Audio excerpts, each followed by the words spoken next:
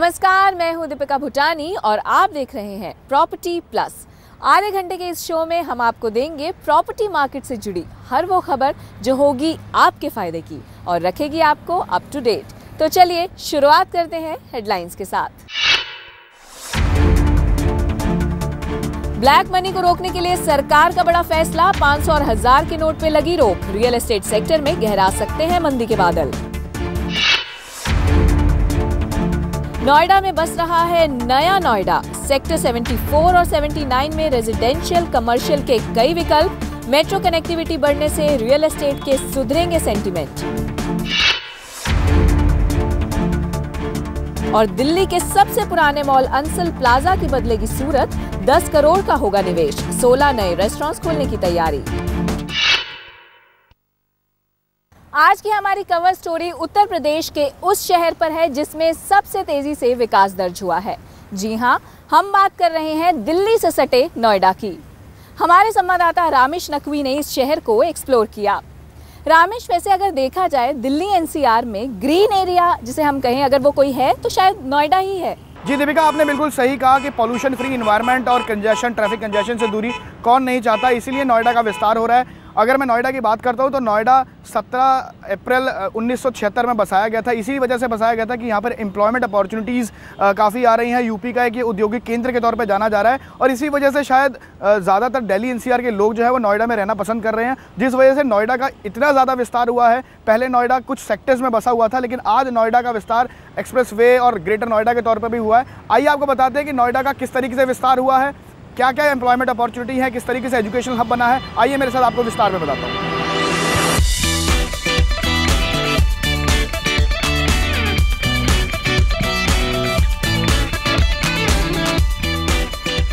इस वक्त हम पहुंच चुके हैं नोएडा में और जैसा कि आप मेरे साथ देख सकते हैं कि इस वक्त ज़्यादा ट्रैफिक नहीं है और सबसे बड़ी बात कि यहाँ पे ग्रीनरी इतनी है कि हर कोई ये चाहता है कि पॉल्यूशन फ्री इन्वायरमेंट में रहे, क्योंकि दिल्ली एनसीआर में पिछले एक हफ्ते में हमने देखा कि किस तरीके से यहाँ पे पॉल्यूशन हुआ है। तो नोएडा उस हिसाब से काफ़ी ज़्यादा पॉल्यूशन फ्री है as compared to Delhi and other NCR cities. तो आइए अब आपको दिखाते हैं कि किस तरीके से रोड्स का विस्तार हुआ, किस तरीके से रोड्स यहाँ पे डिज़ाइन की गई हैं। वेल प्लान तरीके से नोएडा बसाया गया है।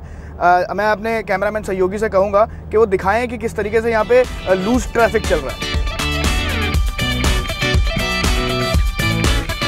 New Okhla industrial development authority यानी नोएडा उत्तर प्रदेश का इंडस्ट्रियल हब कहा जाता है। दिल्ली एनसीआर का हिस्सा होने की वजह से इस शहर की अहमियत काफी बढ़ जाती है।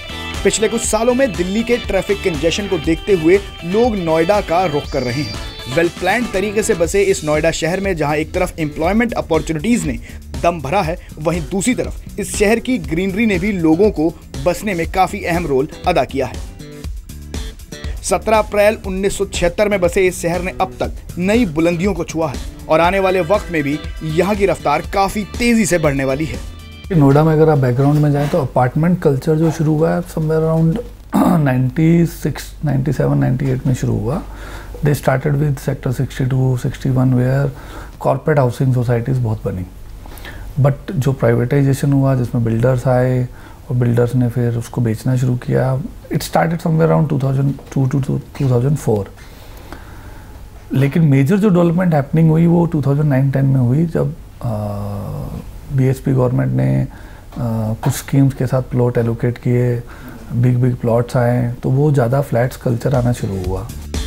नोएडा के बढ़ते सक्सेस ग्राफ को देखते हुए एमएनसीज, फाइनेंशियल इंस्टीट्यूशंस, बैंकिंग और कई केपीओस और बीपीओस ने अपनी ब्रांचेस नोएडा में खोली हैं और इसके अलावा एजुकेशनल इंस्टीट्यूशंस ने भी अपने ब्रांचेस यहां खोलने में दिलचस्पी दिखाई। कनेक्टिविटी के लिहाज से नोएडा लगातार आगे बढ़ रहा है। दिल्ली एनसीआर और यूपी के कई दूर दराज इलाकों में अब बेहद कम वक्त में पहुंचा जा सकता है। यही सारी खूबियां नोएडा की रियल एस्टेट मार्केट में इन्वेस्ट करने के लिए मजबूर कर रही हैं और अब मेट्रो का विस्तार डेवलप्ड नोएडा को एक नए और मॉडर्न शहर की पहचान दे रहा है। नोएडा में अपार्टमेंट कल्चर ने अपने पैर भी पसारे, कई नए सेक्टर्स भी स्टैब्लिश हुए हैं और हो भी रहे हैं। कुल मिला के कहा जाए तो नोएडा आने वाले सालों में न सिर्फ यूपी का बल्कि पूरे हिंदुस्तान का सबसे डेवलप शहरों में शामिल हो सकता है।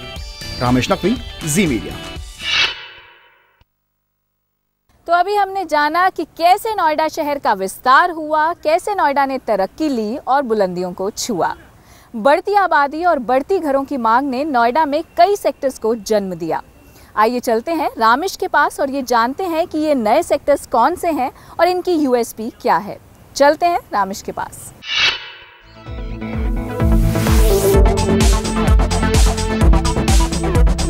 इस वक्त हम पहुंच गए हैं नए बसे नोएडा की तरफ, जिसे सेक्टर 74 से लेके 79 सेक्टर तक कहा जाता है कि ये एक नोएडा के अंदर नया नोएडा बस रहा है। जैसा कि आप मेरे पीछे देख सकते हैं कि कितनी इंफ्रास्ट्रक्चर डेवलपमेंट हो रही है दीपिका। यहाँ पे आने वाले 1 साल के अंदर अंदर यहाँ पे मेट्रो की कनेक्टिविटी भी होगी। इस तरीके से यहाँ पे काम चल रहा है, तो आने वाले 1 साल के अंदर अंदर दिसंबर 2017 तक यहाँ पे बताया जा रहा है कि यहाँ पे मेट्रो भी ऑपरेशनल हो जाएगी।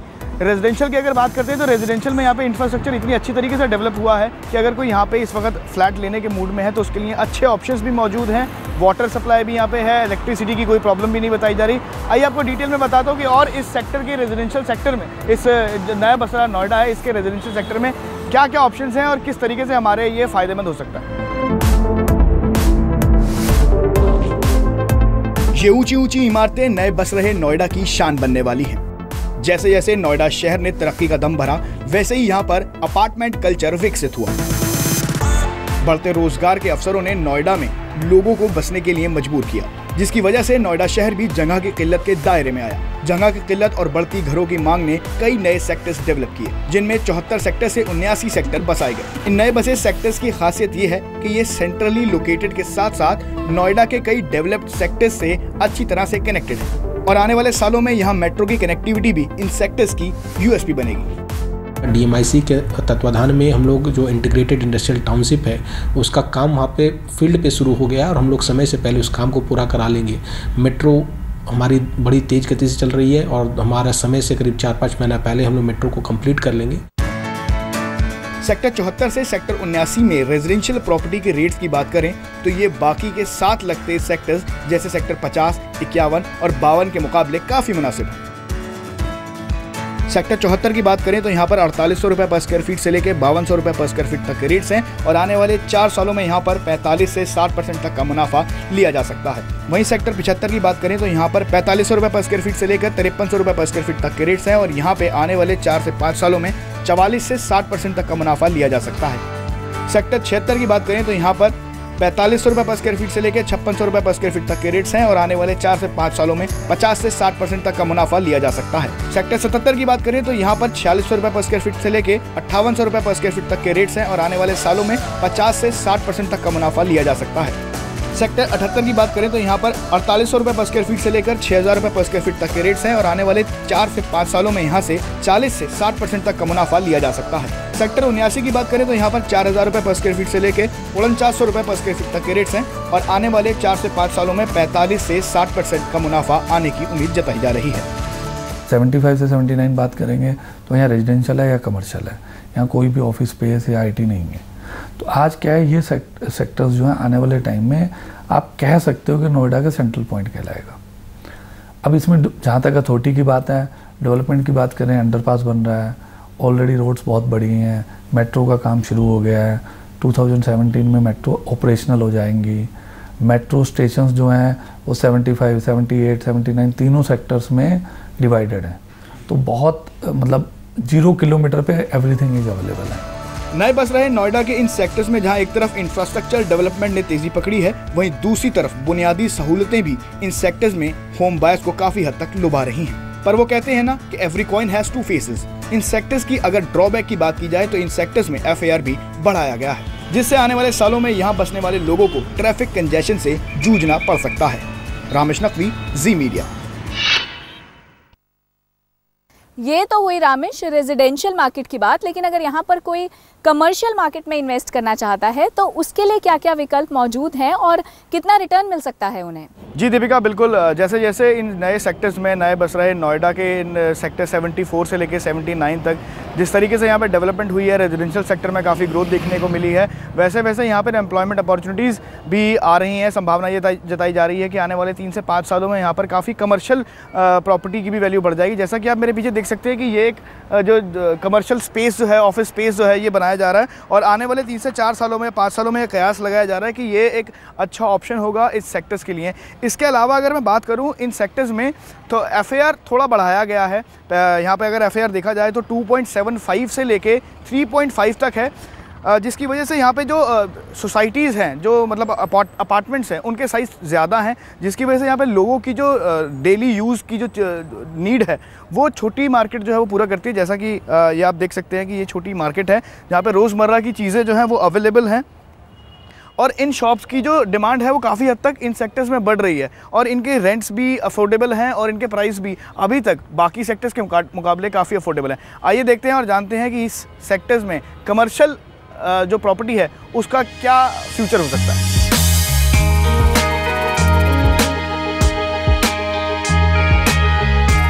किसी भी इलाके में रोजगार के अवसर वहां की बसावट पर निर्भर करती है। जैसे जैसे नोएडा के इन नए बस रहे सेक्टर्स में होम बाय का रुझान देखने को मिल रहा है, वैसे वैसे यहाँ पर कमर्शियल मार्केट में भी ऑप्शंस निकल रही हैं। अच्छी कनेक्टिविटी के चलते यहाँ पर ऑफिस स्पेस और दुकानों की मांग में तेजी देखी गई है। सेंट्रली लोकेटेड होने की वजह से इन सेक्टर्स के आसपास काफी स्कूल्स, कॉलेजेस और हॉस्पिटल्स हैं और आने वाले सालों में इन सेक्टर्स में मॉल भी आने की बात की जा रही है।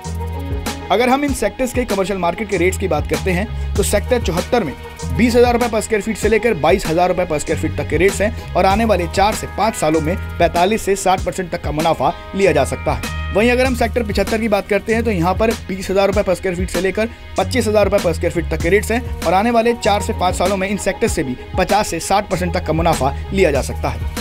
वहीं सेक्टर 76 की बात करते हैं तो यहाँ पर भी 20,000 रुपए पर स्क्वायर फीट से लेकर 32,000 रुपए पर स्क्वायर फीट तक के रेट्स हैं और आने वाले 4 से 5 सालों में 40 से 60% तक का मुनाफा लिया जा सकता है। सेक्टर 77 में 23,000 रुपए पर स्क्वायर फीट से लेकर 28,000 रुपए पर स्क्वायर फीट तक के रेट्स हैं और आने वाले 4 से 5 सालों में इन सेक्टर्स से भी 45 से 60% तक का मुनाफा लिया जा सकता है। सेक्टर 78 की बात करते हैं तो यहाँ पर रेट ज़रा मुनासिब हैं। यहाँ पर आपको 17,000 रुपए पर स्क्वायर फीट से लेकर 28,000 रुपए पर स्क्वायर फीट तक के रेट्स मिल जाएंगे और आने वाले 4 से 5 सालों में इन सेक्टर से भी 40 से 60% तक का मुनाफा लिया जा सकता है। अट्टा मार्केट जो जिसको आप सेक्टर 18 कहते हैं उसके बराबर एक district centre, basically district centre sector 18 district centre shape में था, वो 101, 102 सेक्टर के अंदर आ रहा है जो कि एडजॉइनिंग टू 79 एंड 78 है।